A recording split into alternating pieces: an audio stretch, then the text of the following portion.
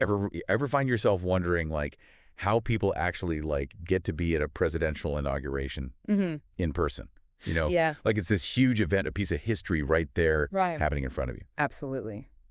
Well, you might be surprised to know that the tickets to actually go to this, Hmm. to go to the inauguration, are free. Wow.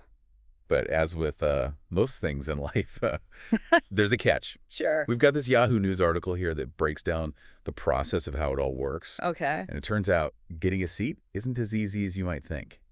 Interesting. So you'd think in a country like ours, witnessing the peaceful transfer of power Right. should be open to everyone. Yeah. And in a way it is. But the system for getting those prime seats at the inauguration, Yeah. it's steeped in tradition and, well, politics. Okay, well, let's dive into this. Sure. First things first.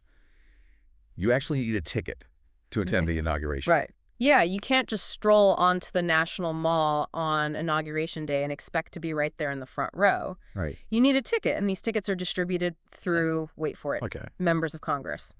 So that's where it gets a little quick. A little tricky. How does that even work? So each senator and representative Okay. gets a limited number of tickets to distribute to their constituents. Okay. Think of it like a very exclusive allotment, Right. a perk of having your representative in Congress. Okay, so limited supply, Huge demand. huge demand. Yeah. I can already see where this is going. Yeah. So what does someone need to do to actually, request these tickets? Reach out to your representatives. That's right. Your senator or your congressional representative. Okay. You can usually find the contact information for their offices online. Gotcha. Some offices might have online forms specifically for inauguration ticket requests, Oh, wow. while others might require a phone call. Or even a good old-fashioned letter. So knowing your representatives and being able to reach them, Right. that's pretty important. Very much so. That's fascinating. Yeah.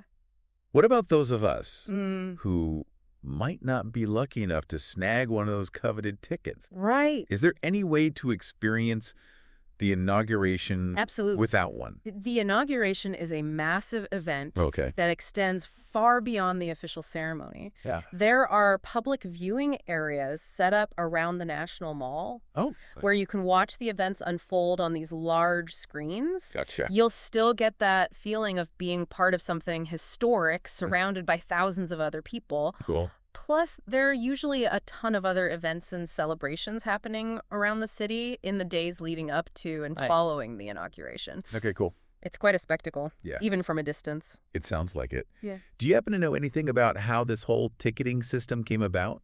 I'm curious about the history behind it. Well, it's actually been around for quite a while. Okay. It evolved over time, Uh-huh. going back to the early days of the Republic, Okay. as a way to formally invite citizens to witness this important transfer of power. Makes sense. Of course, back then, communication and transportation were very different. Oh, yeah. So the scale was much smaller. Right. But the idea of representatives being involved in bringing their constituents to this event stuck. Makes sense. Mm-hmm. I hadn't considered how different things must have been back then. Right. Any insider tips for our listeners who are serious about trying to get those tickets? Don't wait until the last minute. Okay. As soon as the inauguration date is set, reach out to your representative. Okay. The earlier you get your request in, Right. the better your chances, Yeah. especially given the limited supply. So timing is key. Absolutely. Get those requests in early. Yes. But even if you don't get a ticket, Right. it sounds like there are still amazing ways to be part of this historic day. For sure. What really stands out to you about this whole system, though? It really highlights the unique role our representatives play in connecting us to the workings of our government. Even something as symbolic as witnessing the inauguration. Right. It's not just about laws and policies. It's about facilitating these experiences that shape our understanding of democracy. I never thought about it that way. Yeah. It makes you think, doesn't it? It does. If you were in charge of designing the system, would you do anything differently? That's a great question. Yeah. It's a tricky balance, right? Yeah. Maintaining the tradition and the role of representative Wow. while also ensuring fairness and accessibility. Right. Perhaps a lottery system alongside the congressional allotment, Hmm. or even designated tickets for educational institutions to bring students. That's a really interesting idea. Gives me something to think about. Yeah. All right, so for everyone listening, remember, inauguration tickets are free. But you've got to reach out to your congressional representatives early Right. to try to snag one. Absolutely. And even if you don't get a ticket, Right. there are still plenty of ways to be a part of the experience. Exactly. It's a powerful reminder that participating in our democracy takes many forms. That's a great takeaway. Uh, Thanks for joining us on this deep dive into the world of presidential inaugurations. my pleasure. Until next time. I see ya.